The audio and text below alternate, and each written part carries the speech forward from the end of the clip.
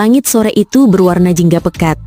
Warna yang sama seperti yang terpantul di bodi metalik mobil Alphard putih yang meluncur nyaris tanpa suara di jalanan kompleks perumahan mewah. Di dalam kabin yang sejuk dan senyap, Hajah Aisyah menatap keluar jendela. Pandangannya kosong, melewati deretan rumah megah berpagar tinggi dengan taman-taman yang terawat sempurna. Semua tampak hidup.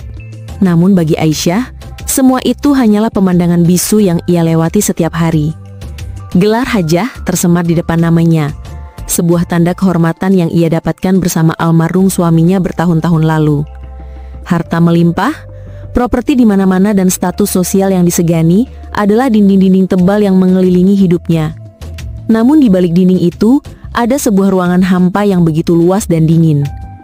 Sejak suaminya wafat 5 tahun lalu, istana yang ia tinggali terasa lebih mirip seperti museum yang indah, namun tak berjiwa. Hari-harinya diisi dengan rutinitas yang teratur. Pengajian, arisan sosialita, mengawasi bisnis dari kejauhan. Semua adalah peran yang harus ia mainkan dengan sempurna. Senyumnya ramah, tutur katanya santun, tapi hatinya gersang. "Langsung pulang Bu Hajah?"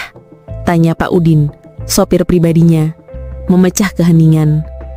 Aisyah hanya mengangguk pelan, matanya masih menatap keluar.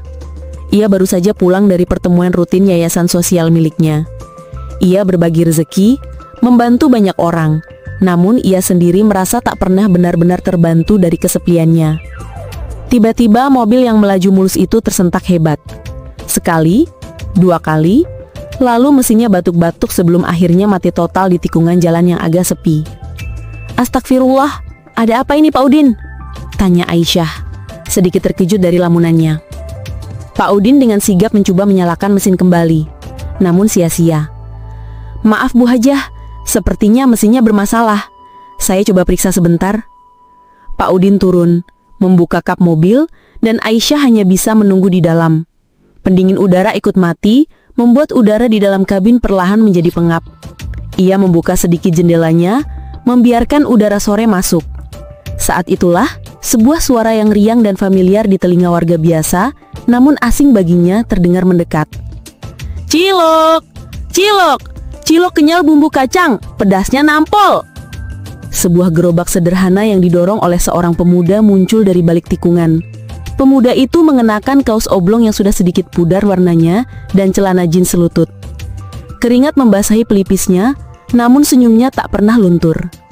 Beberapa anak kecil berlari mengerubunginya, dan ia melayani mereka dengan tawa dan canda.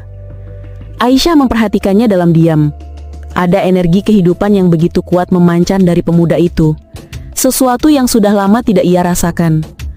Kontras sekali dengan dunianya yang sunyi dan teratur. Melihat mobil mewah yang berhenti dengan kap terbuka, pemuda itu perlahan mendorong gerobaknya mendekat setelah selesai melayani anak-anak. Dengan sedikit ragu, ia mengetuk pelan jendela mobil Aisyah yang terbuka sedikit. "Permisi Ibu, maaf mengganggu. Mobilnya mogok ya? Ada yang bisa saya bantu?" tanyanya dengan nada yang sangat sopan, sedikit menundukkan kepala. Aisyah menatap pemuda di hadapannya. Wajahnya bersih, matanya jernih dan memancarkan kejujuran. Bukan tatapan penuh perhitungan yang biasa ia dapatkan dari rekan-rekan bisnisnya. "Iya, sepertinya begitu. Sopir saya sedang memeriksa," jawab Aisyah sedikit kaku. Matahari sore masih terasa menyengat. Melihat Aisyah yang mulai tampak tidak nyaman di dalam mobil yang panas, pemuda itu tanpa diminta melakukan sesuatu yang tak terduga.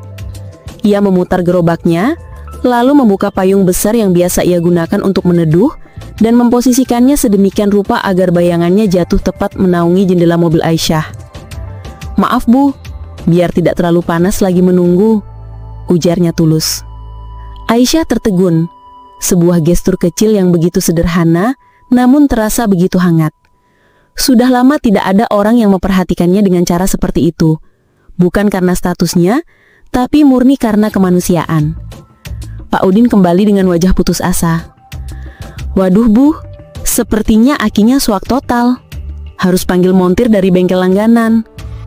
Sambil menunggu Pak Udin menelpon, keheningan canggung menyelimuti mereka. Untuk memecahkannya, Aisyah memberanikan diri. "Mas, jualan cilok?" Pemuda itu tersenyum. "Iya Bu, nama saya Bima."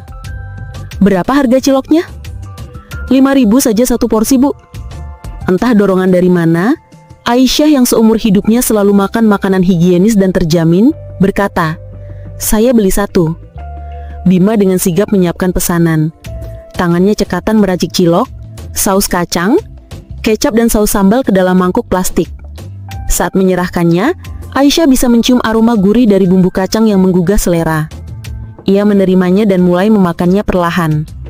Rasanya enak. Bukan sekedar enak, tapi ada rasa jujur di dalamnya. Rasa dari kerja keras. "Setiap hari lewat sini, Mas?" tanya Aisyah sambil menikmati ciloknya. "Tidak setiap hari, Bu. Rutenya ganti-ganti. Sambil cari rezeki, sambil cari jalan baru," jawab Bima, masih dengan senyum ramahnya. "Kamu tidak sekolah?" Pertanyaan itu meluncur begitu saja dari bibir Aisyah. Pertanyaan khas dari seorang dari kelas atas kepada mereka yang dianggap kurang beruntung. Jawaban Bima di luar dugaannya. "Kuliah, Bu. Saya ambil kelas malam, jurusan arsitektur. Pagi sampai sore begini saya jualan buat bayar kuliah, sama kirim uang untuk ibu di kampung." Aisyah nyaris tersedak ciloknya. Ia menatap Bima dengan pandangan baru. Di balik kaos pudar dan gerobak sederhana ini, ada sebuah mimpi besar yang sedang diperjuangkan dengan cara yang paling membumi. "Arsitektur. Kenapa arsitektur?" tanyanya kini rasa penasarannya benar-benar terusik. Bima menatap kejauhan sejenak. Matanya menerawang. "Saya punya mimpi kecil, Bu. Saya ingin sekali membangunkan rumah yang layak dan nyaman untuk ibu saya di kampung. Rumah kami sekarang, ya, kalau hujan besar, kami lebih sibuk menampung air di dalam daripada menikmati hujannya di luar." Ia mengakhiri kalimatnya dengan sedikit tawa getir, berusaha menutupi kepedihan. Dek, hati Aisyah seolah ditusuk. Ia tinggal di sebuah istana yang bocor pun tidak, namun hatinya selalu merasa kehujanan. Sementara pemuda ini, di tengah keterbatasannya, memiliki tujuan yang begitu mulia dan tulus. Ia membandingkannya dengan Farhan, putra sematawayangnya, yang mimpinya hanya sebatas mobil sport model terbaru atau liburan mewah ke luar negeri. Saat itu, Aisyah tidak lagi melihat Bima sebagai seorang penjual cilok. Ia melihat seorang pejuang, seorang anak berbakti, seorang laki-laki dengan cita-cita yang lebih megah dari rumah manapun di kompleks itu. Montir yang ditunggu akhirnya datang. Masalah mobil pun segera teratasi. Sebelum masuk kembali ke dalam mobil, Aisyah menyodorkan selembar uang Rp100.000. "Ini untuk ciloknya," katanya. Bima menolak halus. "Kebanyakan, Bu. Harganya cuma 5.000.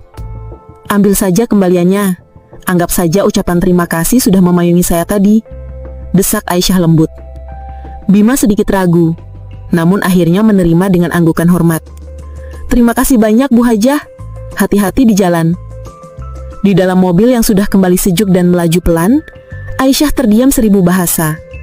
Namun kali ini, keheningannya terasa berbeda.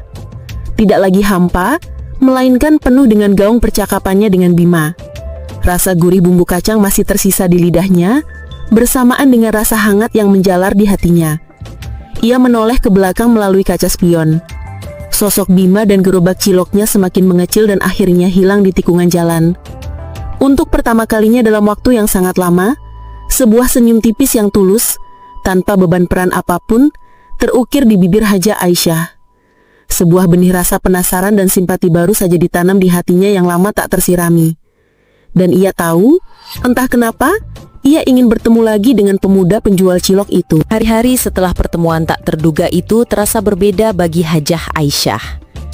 Keheningan di rumahnya yang megah kini terasa lebih menusuk, dan rutinitasnya yang monoton terasa semakin membosankan.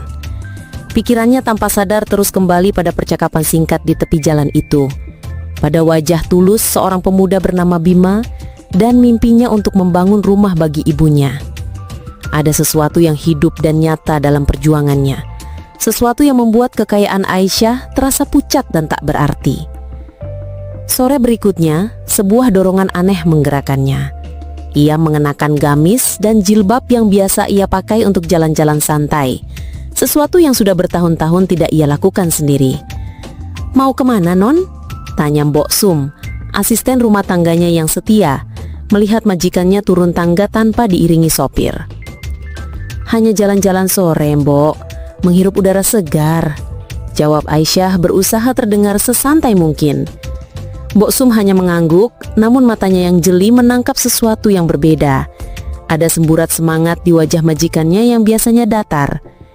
Aisyah berjalan menyusuri trotoar kompleks yang rapi. Jantungnya berdebar sedikit lebih kencang dari biasanya. Ia melangkah tanpa tujuan pasti, namun matanya awas mencari-cari sebuah gerobak sederhana. Hari itu, ia tidak menemukannya. Ada sedikit rasa kecewa yang menyelinap di hatinya. Rasa yang anehnya terasa begitu kuat. Tidak menyerah, keesokan harinya ia mencoba lagi.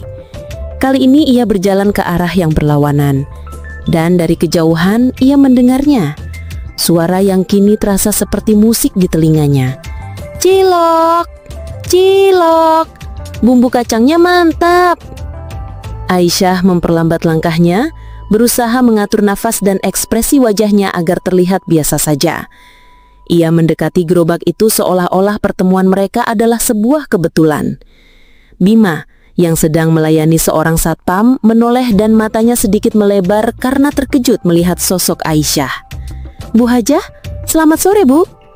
"Sore, Bima. Kebetulan saya sedang jalan-jalan, haus. Beli ciloknya lagi ya, satu." Sambil Bima menyiapkan pesanan, Aisyah memberanikan diri memulai percakapan. "Bagaimana kuliahmu?" Bima tersenyum, tampak senang ada yang menanyakan hal itu. "Alhamdulillah lancar, Bu. Cuma sedang pusing sedikit dengan tugas merancang denah bangunan publik. Dosennya detail sekali," ceritanya dengan antusias. Aisyah mendengarkan dengan saksama. Ia bertanya tentang kesulitan Bima, tentang mata kuliah favoritnya. Bima pun menjawab dengan lugas dan penuh semangat. Untuk pertama kalinya, Aisyah merasa terlibat dalam percakapan yang tidak membahas soal harga tas, gosip sosialita, atau pembagian warisan. Ini adalah percakapan tentang mimpi, tentang perjuangan, tentang masa depan. Dan Aisyah merasa hidup. Pertemuan kebetulan itu pun menjadi sebuah kebiasaan baru. Hampir setiap sore Aisyah akan menyempatkan diri jalan-jalan dan membeli cilok dari Bima. Rp5.000 yang ia bayarkan terasa seperti tiket untuk membeli 15 menit kebahagiaan. Mereka tak hanya bicara soal kuliah, tapi juga tentang kampung halaman Bima, tentang masakan favorit ibunya, dan Bima pun dengan sopan berani bertanya tentang taman bunga Aisyah yang indah. Sebuah ikatan aneh yang tulus mulai terjalin di antara gerobak cilok dan hati seorang janda kaya. Perubahan pada diri Aisyah tidak luput dari pengamatan Mbok Sum. Majikannya kini lebih sering tersenyum sendiri. Ia mulai lebih peduli pada penampilannya, bahkan hanya untuk sekedar jalan sore. Memilih warna jilbab yang serasi dengan gamisnya. Pagi hari ia sering bersenandung kecil saat menyirami anggrek kesayangannya. Istana yang dingin itu perlahan mulai terasa hangat. "Non Hajah kelihatannya bahagia sekali sekarang," celetuk Mbok Sum sambil menyajikan teh hangat. Aisyah yang sedang membaca buku tersenyum. "Masa sih, Mbok? Biasa saja." "Beda, Non. Senyumnya beda, sampai ke mata," kata Mbok Sum dengan tatapan tulus. Aisyah hanya diam, namun hatinya mengiyakan. Namun kebahagiaan yang baru tumbuh itu tidak luput dari sepasang mata lain yang mengamatinya dengan tatapan berbeda. Bu Ratih, tetangga yang rumahnya hanya berjarak 3 rumah dari kediaman Aisyah, adalah ratu gosip di kompleks itu. Ia selalu merasa iri dengan kemewahan dan kehormatan yang dimiliki Aisyah. Baginya Aisyah adalah sosok yang sempurna yang menjengkelkan, dan ia selalu mencari-cari celah untuk meruntuhkan citra itu. Suatu sore dari balik tirai jendelanya, Bu Ratih melihat pemandangan yang membuatnya mengkernyitkan dahi. Hajah Aisyah yang terhormat sedang berdiri di tepi jalan, tertawa lepas sambil berbincang dengan sebuah pemuda penjual cilok. Bukan tawa sopan yang biasa ia tunjukkan di arisan, melainkan tawa tulus yang terdengar begitu lepas. Puncaknya adalah ketika Aisyah tanpa sengaja menumpahkan sedikit saus kacang di ujung gamisnya, dan Bima dengan sigap namun menjaga jarak menyodorkan beberapa lembar tisu dari dalam gerobaknya dengan raut wajah kekhawatiran. Mata Bu Ratih menyipit. Ini bukan sekedar interaksi pembeli dan penjual. Ini adalah sebuah skandal yang sedang mekar. Dengan gerakan cepat, ia meraih ponselnya. Jarinya dengan lincah membuka kamera, melakukan zoom maksimal hingga gambar sedikit pecah, lalu klik. Sebuah foto yang menangkap momen Aisyah tersenyum ke arah Bima berhasil ia abadikan. Tanpa menunggu lama, ia membuka aplikasi WhatsApp, masuk ke dalam grup ibu-ibu kompleks Cendana, dan mengirimkan foto itu dengan sebuah keterangan provokatif. Bu Ratih, lagi jalan sore, lihat pemandangan langka ya Bu Ibu. Pesan itu bagaikan bensin yang disiramkan ke api. Dalam hitungan detik, notifikasi balasan bermunculan. Bu Linda, astagfirullah, itu Bu Hajah Aisyah kan? Sama siapa itu? Kok deket banget? Bu Wati, itu kan tukang cilok yang suka lewat. Ya ampun, gak nyangka. Bu Ratih, bukan deket lagi Bu, ngobrolnya mesra banget, ketawa-ketawa, saya lihat sendiri. Bu Dina, pantes sekarang jarang ikut kumpul-kumpul, ternyata sibuk sama yang beginian. Jangan-jangan itu berondong cuma mau morotin hatanya. Bu Wati, namanya juga janda kelamaan Bu, mungkin kesepian, tapi yang mbok cari yang selevel gitu loh, malu-maluin gelar hajahnya aja. Gosip itu menyebar lebih cepat dari api. Percakapan di grup WhatsApp menjadi liar, penuh asumsi dan penghakiman. Foto Aisyah dan Bima di-forward dari satu grup ke grup lainnya, dari ponsel ibu-ibu kompleks hingga ke ponsel para jamaah pengajian. Sebuah bom waktu digital telah dipasang. Sementara itu di tepi jalan, Aisyah baru saja menghabiskan cilok terakhirnya. Ia berucap terima kasih kepada Bima dan berpamitan untuk pulang. Ia melangkah ringan, hatinya hangat. Sama sekali tidak menyadari bahwa citranya yang selama ini ia jaga baik-baik sedang dicabik-cabik dalam dunia maya, dan badai besar sedang bergerak perlahan menuju gerbang istananya. Badai itu tidak butuh waktu lama untuk sampai ke daratan. Farhan, putra tunggal Hajah Aisyah, sedang berada di sebuah kafe mahal di pusat kota bersama teman-temannya. Ia adalah cerminan dari kemewahan keluarganya. Pakaian bermerek, jam tangan mewah, dan gaya hidup yang jauh dari kata sederhana. Ia sedang tertawa-tawa membahas rencana liburan ke Eropa ketika ponselnya bergetar. Sebuah pesan masuk dari tantunya, adik dari almarhum ayahnya. Tante Dewi, ini ada foto apa rame di grup keluarga? Tolong kamu tanya ibumu baik-baik, jaga nama baik almarhum papamu. Di bawah pesan itu, terlampir foto buram yang dikirim Bu Ratih. Foto ibunya, Hajah Aisyah, sedang tersenyum kepada seorang pemuda di samping gerobak cilok. Wajah Farhan langsung memerah, darahnya seolah mendidih seketika.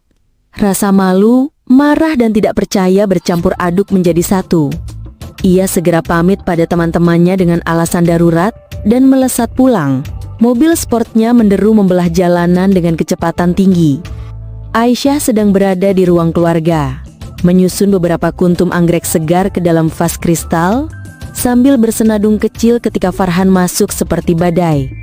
Pintu dibanting hingga membuat vas di meja bergetar. "Ibu!" bentak Farhan. Suaranya menggema di ruangan yang luas itu. Aisyah terlonjak kaget. "Farhan? Kamu kenapa pulang-pulang teriak begitu? Tidak sopan." "Sopan? Ibu masih bicara soal sopan santun setelah apa yang ibu lakukan?" Farhan melemparkan ponselnya ke atas sofa, menampilkan foto yang sudah menjadi viral di kalangan keluarga dan teman-temannya. "Jelaskan ini apa, Bu?"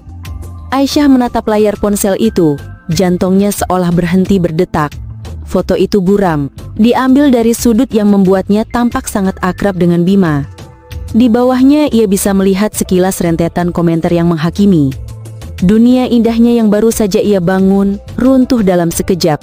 Itu tidak seperti yang kamu pikirkan, Han," ucap Aisyah, suaranya bergetar. "Ibu hanya membeli cilok, kami mengobrol biasa."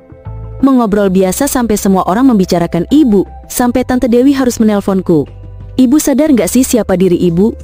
Ibu itu Hajah Aisyah, janda terhormat almarhum bapak. Mau ditaruh di mana muka keluarga kita kalau ibu deket-deket sama tukang cilok gelandangan itu?" Suara Farhan meninggi, penuh amarah dan kekecewaan. Setiap kata yang diucapkan putranya terasa seperti belati yang menusuk langsung ke jantung Aisyah. Tukang cilok gelandangan. Begitukah dunia melihat Bima? Begitukah putranya sendiri melihat orang lain? Dia anak baik, Han. Dia pekerja keras. Aku tidak peduli dia baik atau tidak. Yang aku pedulikan adalah citra keluarga kita. Apa kata rekan bisnis papa nanti? Apa kata teman-temanku? Mereka akan menertawakan kita. Menertawakan ibu yang katanya terhormat, tapi ternyata genit sama berondong miskin itu. Air mata mulai menggenang di pelupuk mata Aisyah. Ini bukan lagi tentang gosip tetangga. Ini tentang penghakiman dari darah dagingnya sendiri. Ibu hanya kesepian, Han. Lirihnya sebuah pengakuan yang paling jujur dan menyakitkan. Kesepi? Kalau ibu kesepian, carilah yang selevel. Banyak duda kaya atau pengusaha terhormat yang mau sama ibu. Kenapa harus merendahkan martabat keluarga dengan tukang cilok gelandangan itu? Jangan bikin malu almarhum papa di alam kubur, Bu. Kalimat terakhir itu menghantam Aisyah dengan kekuatan penuh. Nama almarhum suaminya dibawa-bawa, seolah-olah kebahagiaan kecil yang baru ia temukan adalah sebuah pengkhianatan. Ia tidak sanggup berkata-kata lagi, yang tersisa hanyalah isak tangis yang tertahan. Farhan setelah meluapkan seluruh amarahnya, berbalik dan pergi dengan membanting pintu sekali lagi, meninggalkan ibunya yang terduduk lemas di sofa mahal, di tengah ruangan yang megah menangis dalam diam. Istana itu kembali terasa dingin, bahkan lebih dingin daripada sebelumnya. Bok Sum yang mendengar semua pertengkaran itu dari balik pintu dapur hanya bisa mengelus dada sambil meneteskan air mata. Di sisi lain gosip itu seperti angin liar yang tak bisa dibendung. Keesokan harinya, ketika Bima mendorong gerobaknya memasuki gerbang kompleks, ia merasakan atmosfer yang berbeda. Tatapan para satpam terasa lebih tajam dan penuh selidik. Ibu-ibu yang sedang berjalan pagi berbisik-bisik saat ia lewat. Beberapa bahkan menatapnya dengan pandangan jijik.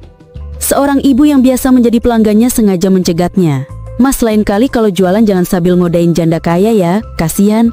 Mungkin dia lagi khilaf, cari yang seumuran aja. Katanya dengan nada sinis yang dibungkus nasihat palsu. Bima tertegun, ia tidak mengerti apa yang terjadi. Namun saat beberapa orang lagi melemparkan sindiran serupa, ia mulai menyatukan kepingan-kepingan puzzle. Ini pasti tentang Bu Hajah Aisyah. Orang-orang salah paham dengan kebaikan mereka. Hatinya terasa sakit, bukan karena dihina, tapi karena nama baik seorang wanita terhormat yang begitu ia hormati ikut terseret. Ia merasa bersalah, merasa menjadi sumber masalah bagi satu-satunya orang yang memperlakukannya lebih dari sekedar penjual cilok.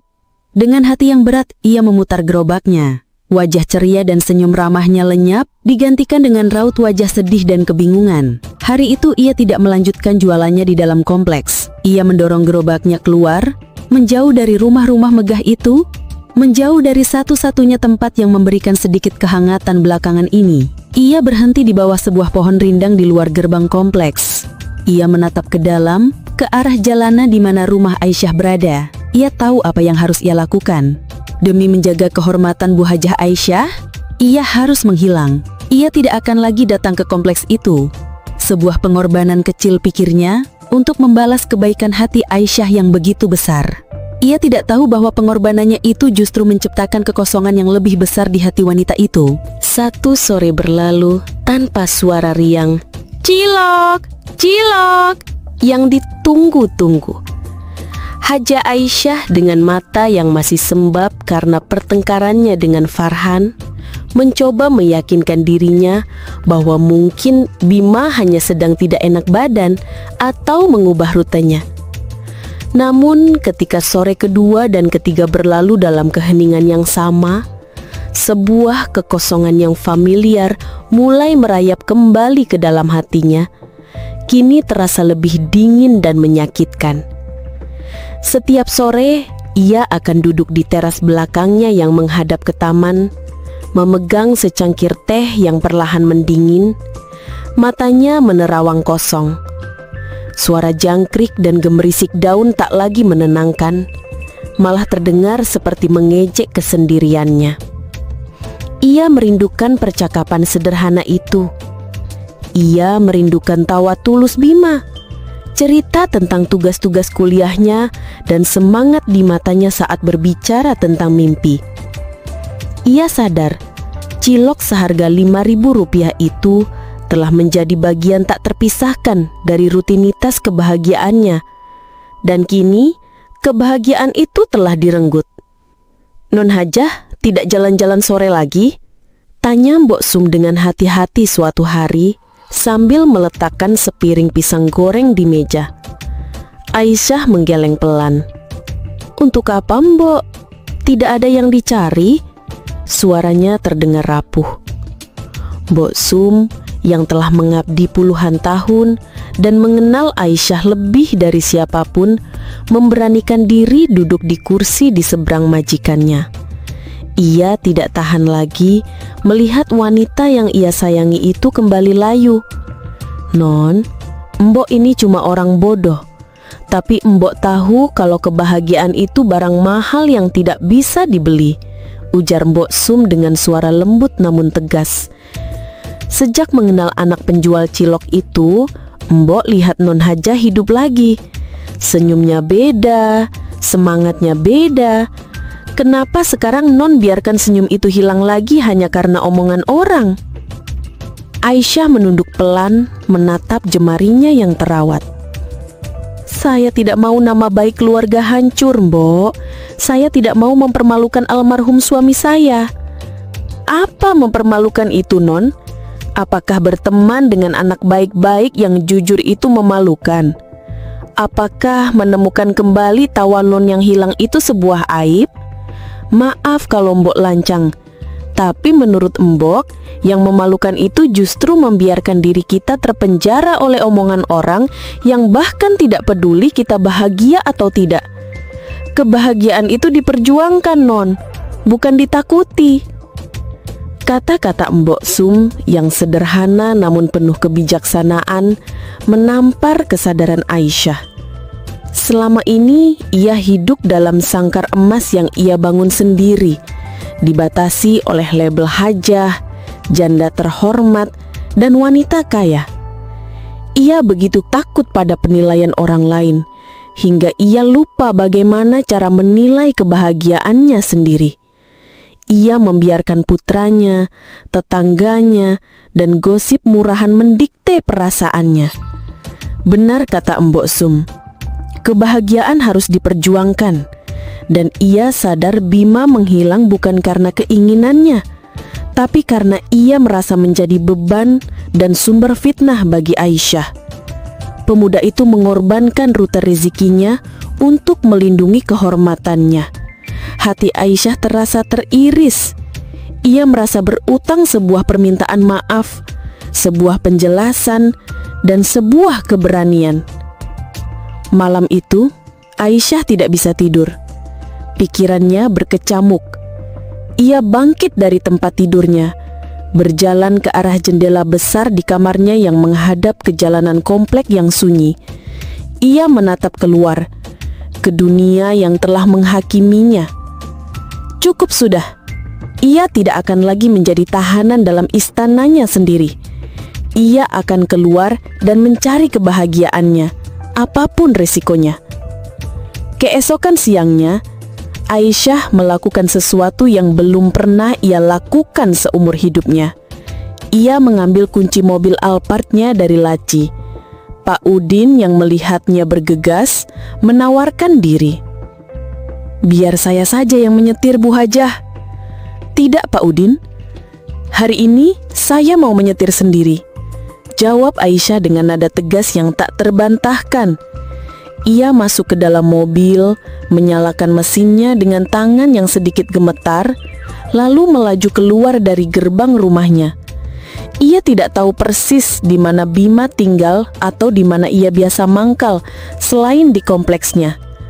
Tapi ia ingat Bima pernah bercerita bahwa ia sering berjualan di sekitar area pasar rakyat dan pemukiman padat di seberang jalan raya besar.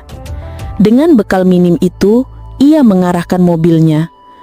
Mobil mewah berwarna putih itu tampak begitu kontras saat memasuki jalanan sempit yang ramai dan sedikit becek di kawasan pasar. Orang-orang di pinggir jalan menatap dengan heran. Pengendara motor dan pedagang kaki lima memberikan jalan dengan tatapan penuh tanya. Siapakah wanita berhijab elegan di dalam mobil mewah ini tersesat di tempat seperti ini? Aisyah mengemudi dengan pelan, matanya awas menyinari setiap sudut, setiap gang, mencari satu sosok, gerobak biru sederhana dengan payung besar. Jantungnya berdebar kencang, campuran antara gugup, harapan, dan tekad. Setelah hampir setengah jam berputar-putar, dari kejauhan, di sudut sebuah lapangan kecil yang berdebu tempat anak-anak bermain bola, ia melihatnya, gerobak itu. Dan di sampingnya, Bima sedang duduk di sebuah bangku reot menatap kosong ke depan. Wajahnya tidak seceria dulu. Ada guratan kesedihan dan kelelahan di sana. Aisyah memarkirkan mobilnya di tepi lapangan yang sebuah pemandangan yang langsung menarik perhatian semua orang di sekitarnya. Ia menarik nafas dalam, mengumpulkan seluruh keberaniannya. Lalu, ia membuka pintu mobil.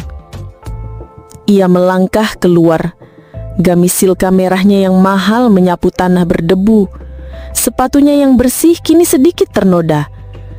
Tatapan heran dan bisik-bisik dari warga sekitar mengiringi setiap langkahnya. Tapi Aisyah tidak peduli.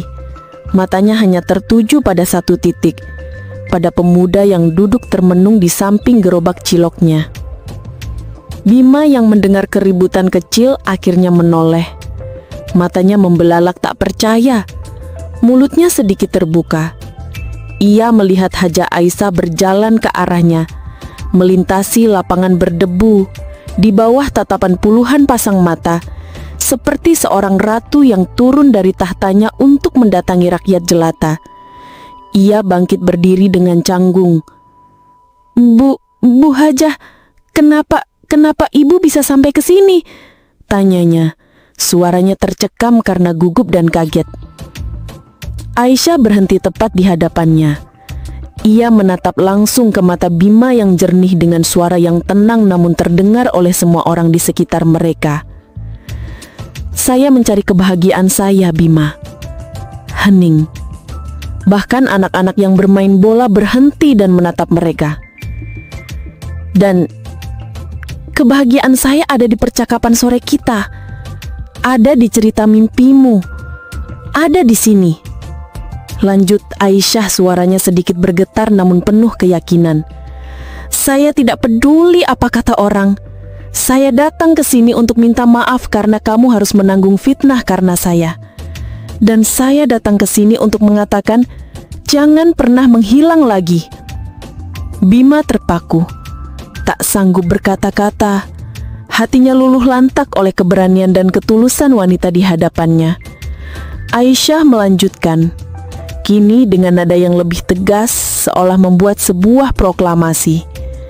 Saya tidak mau kamu selamanya hanya menjadi penjual cilok keliling yang harus sembunyi karena omongan orang. Saya lihat potensimu. Saya lihat mimpimu. Saya akan modalimu untuk membuka kedai cilok yang besar dan layak. Bukan sebagai hadiah, tapi sebagai investasi. Kita akan jadi partner bisnis. Kamu yang akan jadi manajernya. Buktikan pada dunia. Buktikan pada mereka semua bahwa kamu bukan pemuda biasa yang hanya bisa mereka rendahkan. Air mata akhirnya mengalir di pipi Bima. Bukan air mata kesedihan, tapi air mata haru dan kebanggaan yang meluap-luap.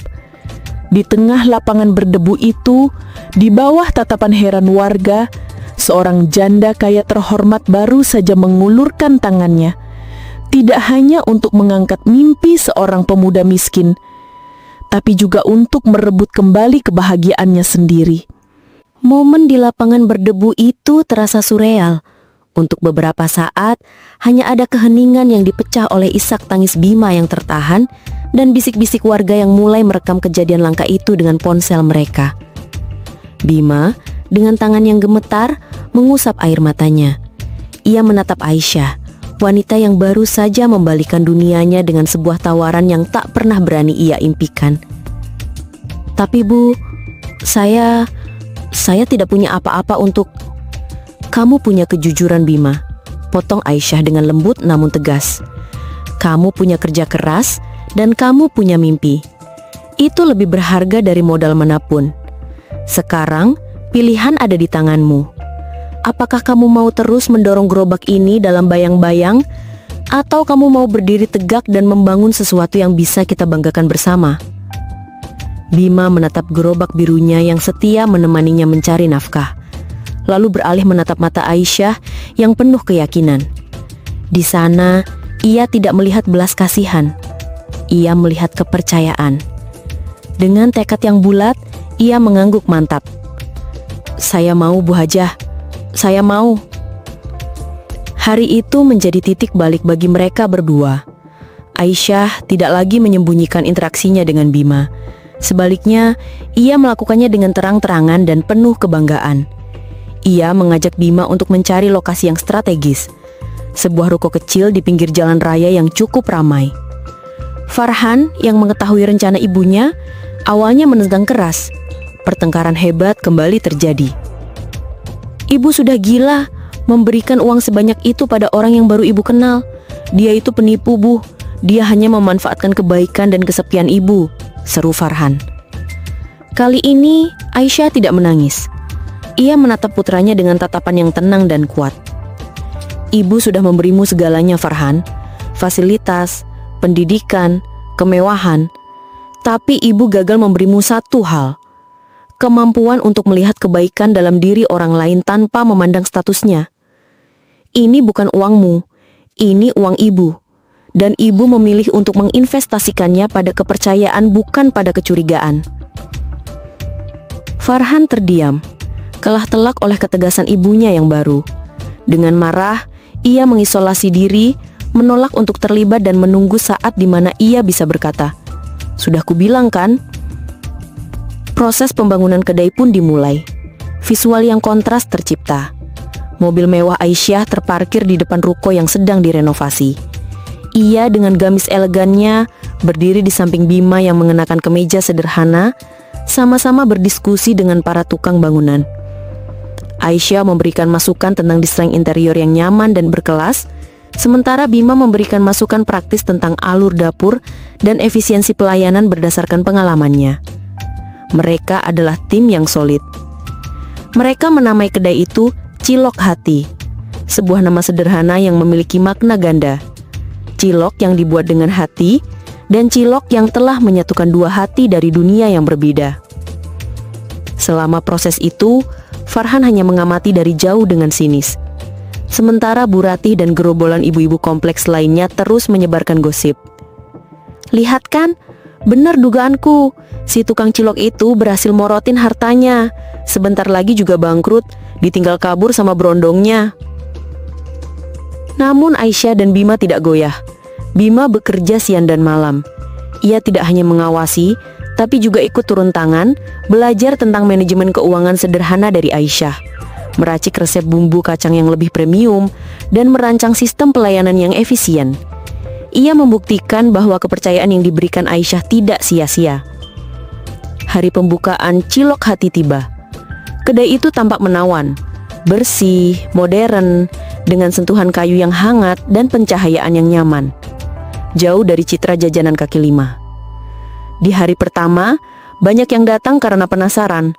Bu Ratih dan gerombolannya bahkan datang, bukan untuk membeli, tapi untuk menjadi saksi kegagalan. Mereka duduk di pojok memesan dengan enggan, dan mulai berbisik-bisik sambil mengamati.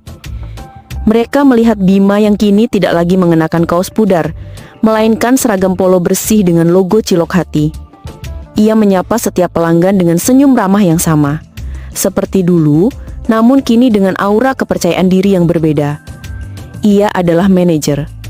Mereka juga melihat Haja Aisyah, tidak duduk manis seperti bos, tapi berdiri di dekat kasir, tersenyum menyambut tamu, memastikan semua berjalan lancar. Tidak ada lagi jarak sosial di antara mereka. Yang ada hanyalah dua partner bisnis yang bekerja sama dengan harmonis. Saat cilok pesanan mereka datang, disajikan di mangkuk keramik yang cantik, mereka terdiam. Rasanya 10 kali lebih enak dari yang mereka ingat. Suasana kedai yang ramai dan penuh tawa positif membuat bisikan sinis mereka terasa tidak pada tempatnya. Mereka pulang dengan perasaan malu. Kedai Cilok Hati sukses besar. Beritanya menyebar dari mulut ke mulut. Bukan hanya karena kisah di baliknya, tapi karena kualitas produk dan pelayanannya. Kedai itu menjadi tempat nongkrong favorit baru, dari mahasiswa hingga keluarga. Bima dengan kecerdasannya bahkan mengembangkan varian baru. Cilok isi keju mozzarella, cilok bakar, dan saus black pepper. Ia membuktikan bahwa ia bukan hanya pekerja keras, tapi juga inovatif. Melihat kesuksesan yang tak terbantahkan itu, dinding es di hati Farhan perlahan mencair. Suatu malam, ia memberanikan diri datang ke kedai yang sudah mulai sepi. Ia melihat ibunya duduk di salah satu meja, tertawa lepas bersama Bima sambil menghitung pendapatan hari itu. Tawa yang sudah sangat lama ia tidak dengar. Dengan langkah ragu, Farhan mendekati meja mereka. Aisyah dan Bima ternoleh, terkejut. Farhan menatap Bima, bukan lagi dengan tatapan merendahkan, melainkan tatapan yang penuh penilaian ulang. Lalu, ia mengulurkan tangannya. "Saya Farhan." Bima tersenyum dan menjabat tangan itu dengan erat. "Bima." Farhan kemudian menoleh pada ibunya. "Maafkan aku, Bu. Aku salah." Lalu ia kembali menatap Bima. "Jaga ibu saya baik-baik." Itu adalah momen rekonsiliasi yang mengharukan. Sebuah pengakuan bahwa ia telah salah menilai seseorang hanya dari sampulnya. Aisyah meneteskan air mata bahagia. Keluarganya utuh kembali, bahkan kini lebih kuat daripada sebelumnya. Malam itu, setelah kedai benar-benar tutup dan semua karyawan pulang, Aisyah dan Bima duduk berdua di teras depan kedai, menikmati sembilir angin malam. Lampu-lampu jalanan menjadi saksi bisu kebersamaan mereka. "Terima kasih sudah percaya sama mimpi saya, Bu," ucap Bima lirih, memecah keheningan. Aisyah mensenyum, senyum paling tulus yang pernah ia miliki. Ia menatap Bima bukan lagi sebagai pemuda penjual cilok atau partner bisnisnya, tapi sebagai seseorang yang telah mengisi kekosongan dalam hidupnya. "Panggil Aisyah saja, dan terima kasih sudah mengingatkan saya bagaimana rasanya untuk benar-benar hidup dan berjuang untuk kebahagiaan. Kamu tidak hanya membangun kedai ini, Bima, tapi kamu juga telah merenovasi hati saya yang sudah lama kosong." Di bawah langit malam yang berbintang, di depan sebuah kedai cilok yang lahir dari keberanian dan kepercayaan, dua jiwa dari dunia yang berbeda akhirnya menemukan rumah mereka. Bukan di istana megah atau di gerobak sederhana, tapi di dalam kebersamaan mereka yang tulus membuktikan pada dunia bahwa cinta dan kehormatan sejati tidak pernah diukur dari status sosial, melainkan dari ketulusan hati yang berani melampaui batas.